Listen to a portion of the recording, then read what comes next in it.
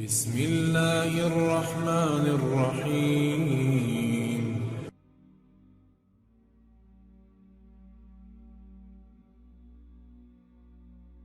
فرشتے نورانی مخلوق ہیں جنہیں ان کی اصلی شکل و صورت میں دیکھنا انبیاء کرام علیہ الصلاۃ والسلام کے علاوہ کسی اور کے لیے ممکن نہیں، اور یہی وجہ ہے کہ ہمارے ارد گرد لاتعداد فرشتے اپنے کاموں میں مصروف ہیں مگر ہمیں وہ دکھائی نہیں دیتے۔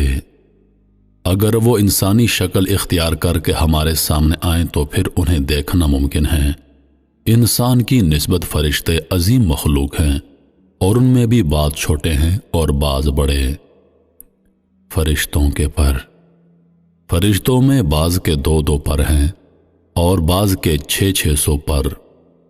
قرآن کریم میں اللہ پاک کا ارشاد پاک ہے، اللہ تعالیٰ ہی کے لیے تمام تعریفیں ہیں جو ابتدا آسمانوں اور زمین کا پیدا کرنے والا ہے اور 2 3 4 پروں والے فرشتوں کا اپنا قاصد پیغمبر بنانے والا ہے۔ بعض روایات کے مطابق جبریل امین علیہ السلام کے 600 پر دیکھے گئے ہیں اور ہر پر نے آسمان کو گھیر رکھا تھا۔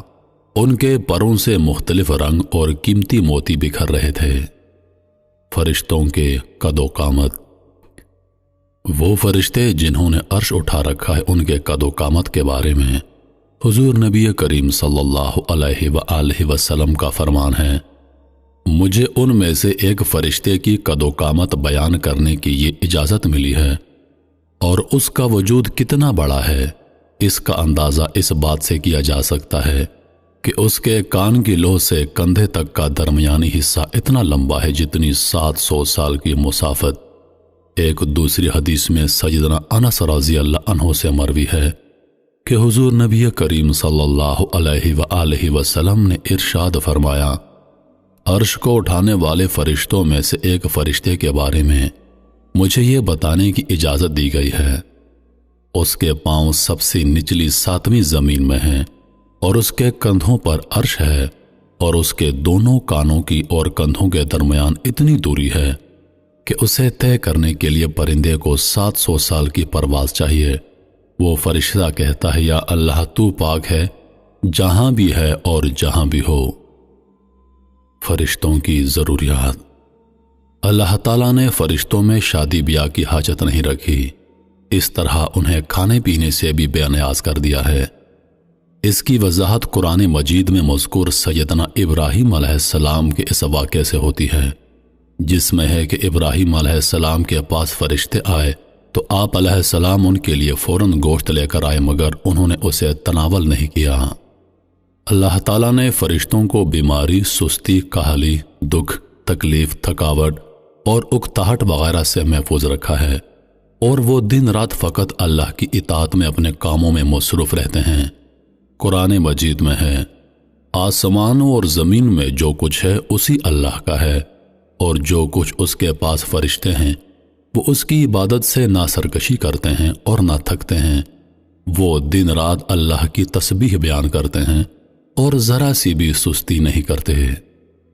محترم عزیز دوستو، آرام اور نیند تھکاوٹ کو دور کرنے کے لیے ہوتی ہے، اور جب یہ واضح ہو گیا کہ فرشتے نہ تھکتے ہیں اور نہ سست پڑتے ہیں تو پھر ان کے لیے نیند اور آرام کی کوئی ضرورت باقی نہیں رہ جاتی۔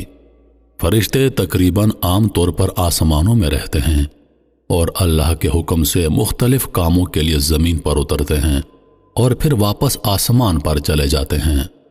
قرآن مجید میں ایک اور مقام پر خود فرشتوں کی یہ بات مذکور ہے، ہم تیرے رب کے حکم کے بغیر نہیں اترتے۔ فرشتوں کی تعداد، فرشتوں کی تعداد کتنی ہے اس کے بارے میں کوئی تفصیل نہیں ملتی، کیونکہ اللہ تعالیٰ کا فرمان ہے، تیرے رب کے لشکروں کو اس کے سوا اور کوئی نہیں جانتا۔ بعض احادیث سے معلوم ہوتا ہے کہ فرشتوں کی تعداد بہت زیادہ ہے، بلکہ اندازہ ہوتا ہے کہ انسانوں اور جنوں سے بھی ان کی تعداد زیادہ ہے۔ سیدنا ابو ذر رضی اللہ عنہ سے مروی ہے کہ اللہ کے رسول صلی اللہ علیہ وآلہ وسلم نے فرمایا، آسمانوں میں کہیں 4 انگلیاں جگہ بھی ایسی نہیں جہاں کوئی نہ کوئی فرشتہ سجدہ ریز نہ ہو۔ سیدنا عبداللہ بن مسعود رضی اللہ عنہ سے مروی ہے کہ اللہ کے رسول صلی اللہ علیہ وآلہ وسلم نے فرمایا، قیامت کے روز جہنم کو اس حال میں لایا جائے گا کہ اس کی 70 لگامیں ہوں گی، اور ہر لگام کے ساتھ 70,000 فرشتے ہوں گے جو اسے کھینچ کر لا رہے ہوں گے۔ فرشتوں کی ایک اہم خاصیت یہ بھی ہے کہ وہ اللہ تعالیٰ کے حکم سے اپنی شکل و صورت کے علاوہ کوئی اور صورت اختیار کر سکتے ہیں۔ یہ صورت کسی ایسے انسان کی بھی ہو سکتی ہے جسے دیکھنے والے پہچان لیں۔ انسانوں کے علاوہ کسی اور ذی روح کی صورت اختیار کرنے کی فرشتوں کو طاقت ہے یا نہیں، اس کے بارے میں قرآن و سنت میں کوئی صراحت یا ذکر نہیں ملتا۔ البتہ ان کے انسانی شکل اختیار کرنے کے واقعات ضرور ملتے ہیں، اور انہی سے اندازہ ہوتا ہے کہ فرشتے اللہ تعالیٰ کے حکم سے دیگر شکلیں بھی اختیار کر سکتے ہیں۔ سیدنا ابراہیم علیہ السلام کے پاس فرشتے انسانی شکل میں آئے، اور ابراہیم علیہ السلام ان فرشتوں کو پہچان نہ پائے۔ پھر فرشتوں کے بتانے پر آپ علیہ السلام کو معلوم ہوا کہ یہ انسان نہیں ہے بلکہ فرشتے ہیں۔ سیدہ مریم علیہ السلام کے پاس جبریل امین علیہ السلام انسانی شکل میں تشریف لائے تھے، اور جبریل امین علیہ السلام سوائے 2 مرتبہ کے ہر مرتبہ نبی کریم صلی اللہ علیہ وآلہ وسلم کے پاس انسانی شکل میں تشریف لائے۔ فرشتوں کی طاقت۔ اللہ تعالیٰ نے فرشتوں کو انسانوں اور جنوں سے کئی گنا زیادہ قوت و طاقت عطا کر رکھی ہے۔ حضور نبی کریم صلی اللہ علیہ وآلہ وسلم نے جب طائف کے مقام پر وہاں کے لوگوں کو اسلام کی دعوت پیش کی تو آپ علیہ السلام پر وہاں کے لوگوں نے ظلم و جبر کی انتہا کر دی، اور حضور نبی کریم صلی اللہ علیہ وآلہ وسلم کو لہو لہان کر دیا۔ تو اس مقام پر سیدنا جبریل امین علیہ السلام تشریف لائے۔ انہوں نے آواز دی اور کہا کہ اللہ تعالیٰ حضور نبی کریم صلی اللہ علیہ وآلہ وسلم کے بارے میں آپ کی قوم کی باتیں سن چکا ہے، جو انہوں نے آپ کے خلاف اقدام کیا وہ بھی دیکھ چکا ہے۔ آپ کے پاس اللہ تعالیٰ نے پہاڑوں کا فرشتہ بھیجا ہے، آپ ان لوگوں کے بارے میں جو چاہیں اس فرشتے کو حکم دیں۔ اس کے بعد پہاڑوں کا فرشتہ مخاطب ہوا۔ اس نے حضور نبی کریم صلی اللہ علیہ وآلہ وسلم کو سلام کیا اور عرض کی، اے اللہ کے رسول، آپ جو حکم دیں گے میں اس کی تعمیل کروں گا۔ اگر آپ چاہیں تو میں دونوں طرف کے پہاڑوں کو ان پر لا کر ملا دوں جن سے یہ پس جائیں۔ اس طرح جبریل امین علیہ السلام کی قوت و طاقت کے بارے میں قرآن مجید میں ہے۔ انہیں حضور نبی کریم صلی اللہ علیہ وآلہ وسلم کو زبردست طاقت والے فرشتے نے سکھایا ہے جو زور آور ہے۔ فرشتوں کا نظام و ضبط۔ فرشتے اپنے ہر کام میں نظم و ضبط کی پابندی کرتے ہیں، اور اس میں کسی قسم کی کمی بیشی یا سستی اور کاہلی وغیرہ کا مظاہرہ نہیں کرتے۔ جن فرشتوں کی جب اور جہاں ڈیوٹی شروع ہوتی ہے وہ اس وقت وہاں پہنچ جاتے ہیں اور اپنے کسی کام میں ہلا گلا اور شور شرابہ نہیں کرتے۔ فرشتوں کی موت کا بیان۔ جس طرح انسانوں کی پیدائش اور موت کے مختلف مراحل ہوتے ہیں، فرشتوں کے لیے یہ مراحل نہیں ہیں، یعنی دنیا میں نئے انسان پیدا ہوتے ہیں اور پہلے سے موجود انسان فوت ہوتے رہتے ہیں، لیکن اس کے برعکس جب اللہ تعالیٰ نے فرشتوں کو پیدا کیا ہے تب سے وہ زندہ ہیں، اور قیامت قائم ہونے تک جب تک اللہ پاک چاہیں گے وہ زندہ رہیں گے، اور اللہ تعالیٰ کی طرف سے انہیں جو ذمہ داریاں دی گئی ہیں انہیں احسن طریقے سے وہ پورا کرتے رہیں گے۔ لیکن جب قیامت آئے گی تو یہ فرشتے بھی موت سے دوچار ہوں گے، اور ایک ایسا وقت آئے گا جب کائنات میں اللہ تعالیٰ کے علاوہ کوئی چیز زندہ نہ رہے گی۔